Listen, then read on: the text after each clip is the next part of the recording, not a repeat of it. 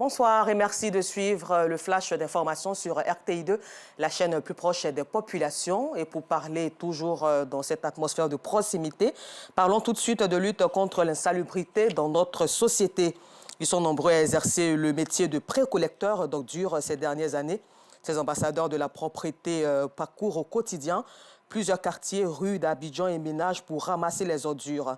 Un métier noble qui leur permet de subvenir aux besoins de leur famille.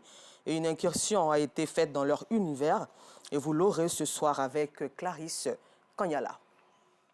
Au chapitre éducation, depuis 1994, à l'initiative de l'UNESCO, chaque 5 octobre est dédié à la célébration de la Journée mondiale des enseignants. Une journée pour reconnaître, louer et honorer surtout les efforts des enseignants envers les apprenants. Et nos reporters ont fait le tour de quelques établissements pour ce fait. Rendez-vous à 19h30 pour le voir. Parlons toujours de célébration, Touré Toumaon et Yoboué Kwadio, âgés de plus de 100 ans, tiennent encore sur les pieds et sont magnifiés par leur entourage. Ces deux centenaires constituent une source d'inspiration pour leurs proches et selon eux, ils doivent leur longévité à leur hygiène de vie, le respect des autres et la crainte de Dieu, des vertus que ces deux centenaires essaient donc de transmettre à la nouvelle génération. La NONACI vient de matérialiser son engagement à réaliser une infrastructure sociale dans la localité du vainqueur de l'édition 2022 de Variétoscope, émission de vacances organisée par le groupe RTI, le groupe Nouvelle Vision du Woroba. C'est donc un centre de santé qui sera construit dans la localité de Mankono par la fondation Lonassi, et soulignant que ce centre de santé est financé plutôt à hauteur de 50 millions de francs CFA. Les détails de Nour Sangaré sont commentés ici par Pagasoro Kone de Madongui.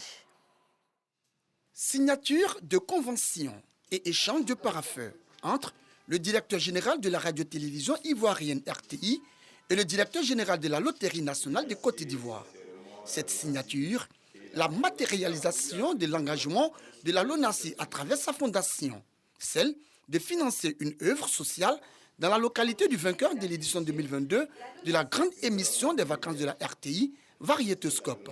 C'est donc un centre de santé financé à hauteur de 50 millions de francs CFA qui sera construit dans la localité de Mankono. Avec donc ce don, la fondation LONASI et la RTI dont une autre dimension à Variétoscope. L'émission préférée, le divertissement de la jeunesse pendant les vacances scolaires, devient ainsi une émission de développement socio-économique avec un impact positif sur le bien-être des populations. Le choix du centre de santé dans l'une des localités du district de Woroba vient à point nommé, d'autant plus que le district connaît d'énormes difficultés en matière d'infrastructures sanitaires. Nous avons reçu une ambulance, donc pour monsieur le ministre-gouverneur, il était tout naturel que cette ambulance-là soit affectée à un centre de santé. C'est pour ça que le don de la LONASI nous permet naturellement de réaliser un centre de santé qui va accompagner l'ambulance que nous recevons du Premier ministre. Le financement de la construction de ce centre de santé dans la ville du vainqueur de l'édition 2022 de Variétoscope, une belle initiative dont l'impact social s'avère important.